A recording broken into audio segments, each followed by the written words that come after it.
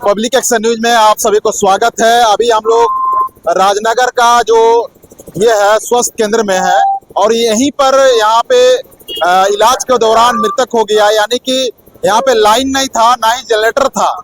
यहाँ पे इलाज इस प्रकार किया गया था कि मोबाइल का टॉर्च से किया गया, काहे कि उसका पति भी सामने था और मोबाइल का टॉर्च से इलाज किया गया, मतलब ऑपरेशन मोबाइल का टॉर्च से किया गया। यहाँ पे जनरेटर भी व्यवस्था है, सारा कुछ व्यवस्था है, जनरेटर चलाने वाला भी व्यवस्था है, जनरेटर का भी पैसा आता है, तमाम चीजों का पैसा आने के बाद भी यहाँ पे हॉस्पिटल तो बड़ा दिखाई देता है, लेकिन हॉस्पिटल में अगर आप घुसेंगे तो हॉस्पिटल का तामझाम अच्छा लगता है, लेकिन यहाँ पे इलाज नहीं के बराबर हो रहा। तो आगे हम लोगों से बात करेंगे और जो भी यहाँ जनप्रतिनिधि आए हैं ये यहाँ को मामला को उठाने के लिए, और कुछ हम जनता से बात करेंगे, कुछ भाजपा के नेता लोग भी धरना प्रदर्शन कर रहे हैं, वो लोग से भी हम लोग बात करेंगे। आइए, इलाज कैसे होता है यहाँ पर? इलाज का यहाँ कोई ठिकाना नहीं, पाती उती का कुछ ठिकाना नहीं हॉस्पिटल में। यहाँ तो मनमानी ढंग से काम हो रहा जी। हेमंत सरकार बोलते हैं कि हम अच्छा सरकार चला रहे हैं, स्वास्थ्य मंत्री हमारे इरफान अंसारी जी भी। इरफान अंसारी कुछ नहीं है, तो सब हॉस्पिटल सब में बाती नहीं है जी, पंखा नहीं है। यहाँ क्या हॉस्पिटल है तो हमको समझ में नहीं आ रहा, हेमंत सरकार क्या मना कर रखा है। बिल्डिंग तो इतना बड़ा बना हुआ है, और बिल्डिंग से खाली दिखवाट के लिए बिल्डिंग है सर। यहाँ आदमी लोग का मिलता ही नहीं है कोई सुविधा। तो क्या लगता है ये जो अस्पताल इतना बड़ा बना हुआ है, क्या इलाज सही नहीं हो रहा? देखिए, ये तो दुर्भाग्य की बात है। आज पूरा झारखंड की जनमानस हेमंत सोरेन को 10 साल से दिया हुआ है। आपका नारा भी है, अब हुआ सरकार, अब हुआ राज। आप बोलते हैं हम आदिवासी का लीडर है, आदिवासी का बेटा है, लेकिन आज मर कौन रहा है? आदिवासी हमारा विनीता बांड्रा, आज आदिवासी ही हमारे माँ बहन मरा। लेकिन आज बताइए, अब जब दो ही एक्सटेचर कहाँ पर खड़ा रहता है झारखंड का? एक स्वास्थ्य, शिक्षा, पानी, यही ना है। इसीलिए ना सरकार चुनते हैं हम लोग 5 साल के लिए। लेकिन आज हेमंत सोरेन को सोचना चाहिए, और खास करके तो इरफान अंसारी जैसा आदमी को, जो हमारा स्वास्थ्य मंत्री है, उनको तो नियोक्ता के आधार पे इस्तीफा देना चाहिए।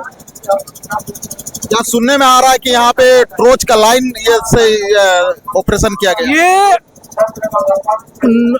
मन क्या बोलेंगे, डिजिटल इंडिया। आज डिजिटल इंडिया में इस तरह का अगर लो टॉर्च में, लाइट में, हरकेन में अगर कोई ऑपरेशन करता है तो दुर्भाग्य है। अब झारखंड का दुर्भाग्य है, मुख्यमंत्री का दुर्भाग्य है। इस तरह का अगर दुर्भाग्य है बोला जाएगा, ये मुख्यमंत्री को संज्ञान में लेना चाहिए। मुख्यमंत्री जी को संज्ञान में लेना चाहिए, स्वास्थ्य मंत्री को आके देखना चाहिए यहाँ पे किस प्रकार का है। यहाँ पदाधिकारियों को इस प्रकार का लोगों को बताना चाहिए। सही इलाज होता है यहाँ पर? नहीं सर, कभी भी नहीं सर होता है। बोलने पर टाटा ले जाओ, चाहे बसा ले जाओ, अब बोलने पर डाली जाता है लोग। मतलब चाहे बसा चले जाओ या बाहर चले जाओ। हाँ, ये लोग कैसे बोलता है? हाँ, पेशेंट को कैसे बोलता है? हर पेशेंट को बाहर भेजने का प्रयास करता है। हाँ, हमारे पेशेंट को बाहर भेजने का प्रयास किया था। आई मैडम जी, यहाँ पे जिस प्रकार से सुनाई दे रहा है कि ये बत्ती का टॉर्च से, यानी कि मोबाइल का टॉर्च से इलाज किया गया, क्या इनका बच्चे सब है?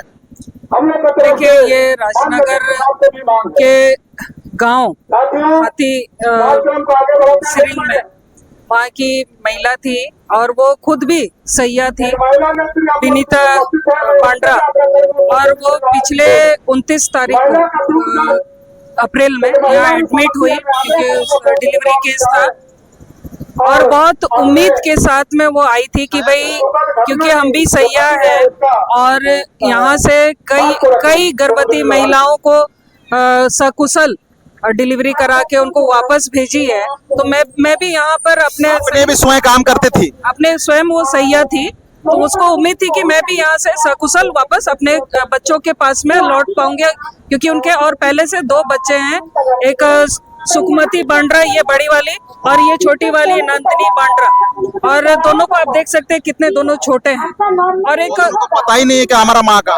बिल्कुल। और ऐसे में उसके साथ में जिस तरह की जो घटना हुई, वो लोग बार बार गुहार लगाते रहे, उसके पति दुर्गा चरण पांड्रा बार बार गुहार लगाते रहे कि यहाँ अगर संभव नहीं हो पा रहा है तो आप हमें हायर सेंटर पे भेज दीजिए, रेफर कर दीजिए, लेकिन उसके बावजूद उनको रेफर नहीं किया गया। और जब उसकी डिलीवरी हो रही थी उस समय जो डॉक्टर को वहाँ उपस्थित होना चाहिए था वो डॉक्टर यहाँ थे ही नहीं, और ऐसे में सिर्फ नर्स के भरोसे उसको छोड़ दिया गया, भगवान भरोसे।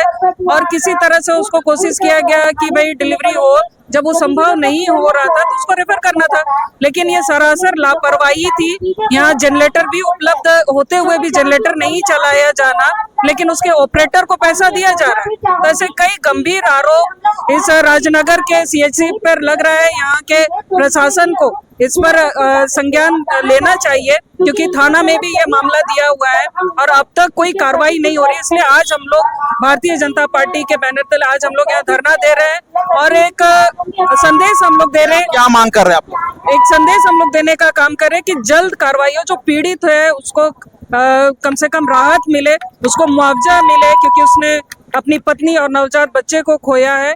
इसको मुआवजा मिले, कम से कम 50 लाख रुपए मुआवजा मिले, और साथ ही अनुकंपा, क्योंकि वो सैया थी तो उसके परिवार से किसी को काम मिलना चाहिए।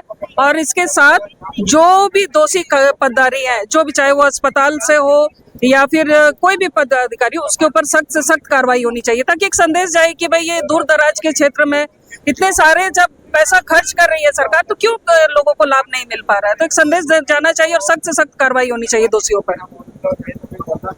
अभी हम लोग बात कर रहे थे पूर्व सांसद माननीय गीता कोड़ा जी से, और हम लोग तमाम का मांग है कि उसको 50 लाख मिले, और साथ साथ में यहाँ के जो विनीता बंड्रा है उनका पति को यहाँ पे नौकरी मिले, यानी कि उसका ये चले, ताकि बच्ची दो यहाँ पे दो छोटी छोटी बच्ची हैं। आगे में हम लोगों से बात करते हैं। लोगों से बात कर रहे थे, लेकिन हम लोगों ने देखा कि अस्पताल तो बड़ा तो दिखाई देता है, लेकिन यहाँ का सिस्टम भ्रष्टाचार से लिप्त है। ताकि यहाँ का सिस्टम को हम लोग जब देख रहे हैं तो वहाँ अभी तो पुलिस आ गया है, पुलिस वहाँ पे देख रहे हैं कि कोई इस प्रकार का ना हो। तो हम लोग मानते हैं कि सुरक्षा के लिए पुलिस भी जरूरी है, लेकिन अभी इतना बड़ा माननीय हेमंत सोरेन जी और वो दावा करते हैं कि यहाँ पे हम अच्छा से इलाज करें, ताकि ये जिस प्रकार से राजनगर का ये में है, और स्वास्थ्य मंत्री जी को आना चाहिए। और यहाँ का खास करके जो विनीता बांड्रा जी यहीं का सैया थी, यहीं पे वो काम करती थी, तो सोची थी कि अगर हम काम करते करते यहीं पे हम भी खुद कराएंगे बोल के सोच रही थी, लेकिन ऐसा नहीं हुआ। उनके लिए ना जनरेटर चलाया गया, ना उनके लिए कोई ब्लाइट व्यवस्था किया गया, सिर्फ मोबाइल का टॉर्च से उनका चीर फाड़ करके ऑपरेशन किया जा रहा था। तो निश्चित है कि एक बड़ा घटना घटित हो गया। तो आने वाला दिन में ऐसा घटना ना घटे, इसीलिए आप लोग हमेशा जागरूक रहे, हमेशा निरीक्षण होने के लिए पदाधिकारी को बोलते रहे, और इसी के साथ इस न्यूज को जन जन तक शेयर करें। इसी के साथ पब्लिक एक्शन न्यूज बने रहने के लिए आप सभी को धन्यवाद, जोहार।